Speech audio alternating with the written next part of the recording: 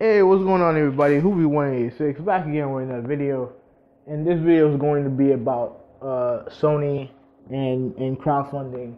You know, this ever since the whole Shenmue 3 Kickstarter announcement, there's been a lot of talk. There's been a lot of developments. You know, when it comes to Sony's first flight initiative in Japan. I think I'm not 100% sure on this, but I could be. Someone can correct me. To them kind of wanting people to build a list of games they want remastered and stuff like that. And there's been a lot of talk about Sony's role in crowdfunding, and I wanted to address it right here. So hopefully it's not a long video. Like for me personally, I don't really do any type of real Kickstarter. I've never put any money into Kickstarter.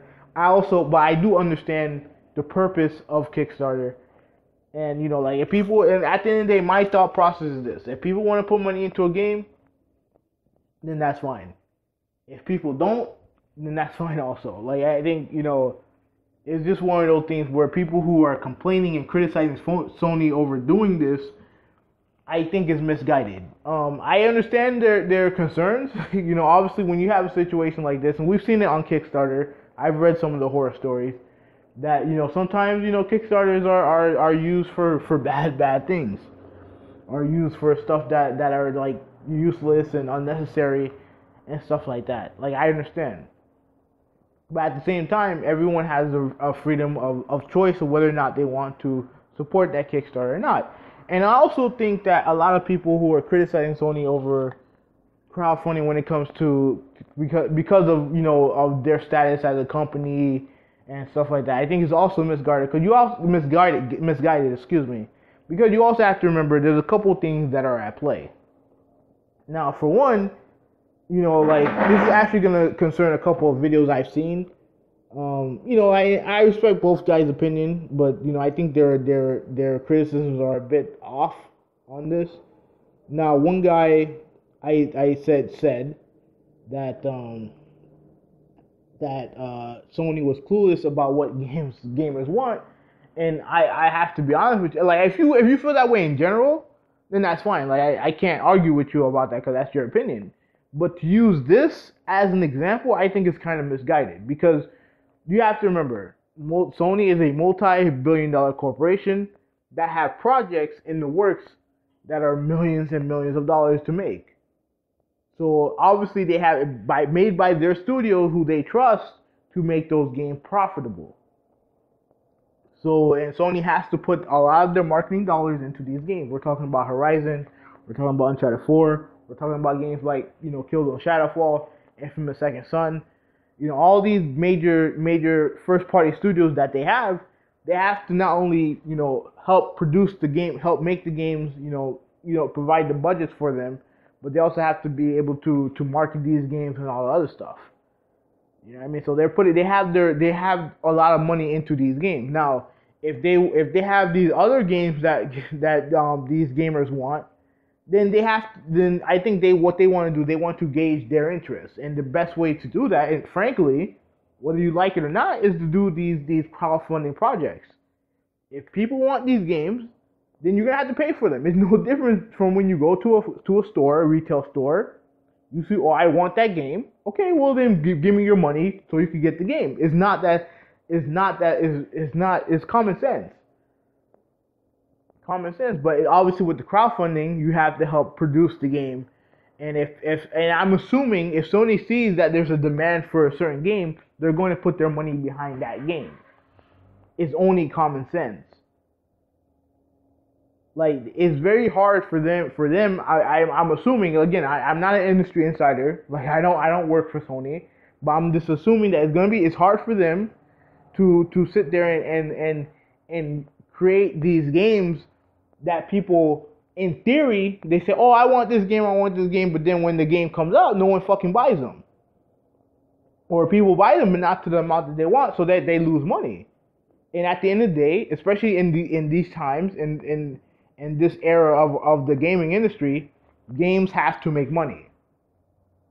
It's that simple. Games have to make money, and trust me, personally, I would absolutely love to see a new Fire Pro Wrestling game. Now, for those of you who don't know, Fire Pro Wrestling's been a series that's been going on for it's one of the longest running wrestling series in Japan. It's one of those games where it's kind of like an all-star fight wrestling game with wrestlers from different promotions from around the world, mainly from Japan. Now, obviously, because of they have these all-star collaborations, and they have to use kind of like fake names and stuff like that. They have to use fake names, but those wrestlers are real, but they have to use fake names. Now, the last legit version of Fire Pro Wrestling came out on the PS2. It was called Fire Pro Wrestling Returns. Now, I would love to see a new one come out for the PS4. If there was a Kickstarter to have that game, to have a new Fire Pro Wrestling game come out on the PS4, I would drop money down on that shit so fast you wouldn't even believe. But reality is, the game is a niche title for multiple reasons. You have the wrestling business isn't what it used to be. Gaming in general is very different in Japan than it used to be, and there really isn't. We don't know the status of the game as far as licensing. We don't know much of anything. But let's say if a company wanted to gain the license to Fire Pro Wrestling, I would drop money down on that so quickly. But at the same time, I understand, like I said before, it's a niche title. So I can't sit there and be like, oh man, you guys, why do you want my money? Just release the game and I'll buy it. Like, it don't work that way anymore. It don't. Companies now have to gauge interest into what gamers want. And if gamers want to put money into the project of these games, then I think I can't hate them for it. You know what I mean? It's a business model. And if Sony wants to do it, that's fine. You know what I mean? Like, I'm cool with that. Like, as long as if the game doesn't come out, the people get their money back. Like, I believe it's the same with Kickstarter. As long as like, it's not done in a way that's offensive, then I don't see what the big deal is. Either you want to support it or you don't. And if you don't, then that's fine. But I think getting upset about it just doesn't make any sense to me. It's either you just don't and play the games that you want to play now. Like, that's just my opinion. Like, I don't believe that just because they're a multi-billion-dollar corporation, but you also have to remember they're spending lots and lots of money on other projects that they believe are going to be successes. You know what I mean? It's not that they have like billions and billions of dollars just laying down doing nothing. They have projects that they have to support.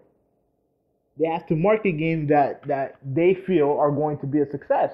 It's far easier to put your money behind Uncharted or Horizon than to do it to a random remastered game. If they just made it just out of the blue, that's just the truth. And if Sony feels like that's what they're going to do, then that's fine. As long as they don't abuse it, I don't see what the issue is. And I know some people are going to be like, well, if you support it, you're going to abuse it. No, I'm not telling you to support it. Ultimately, what I'm saying is that they have their way. They're going to do what they're going to do. And if you're going to support it, that's fine. If you don't, then no. It's that simple. But to criticize them for doing it, I think I think it's short-sighted and you guys are not understanding the bigger picture.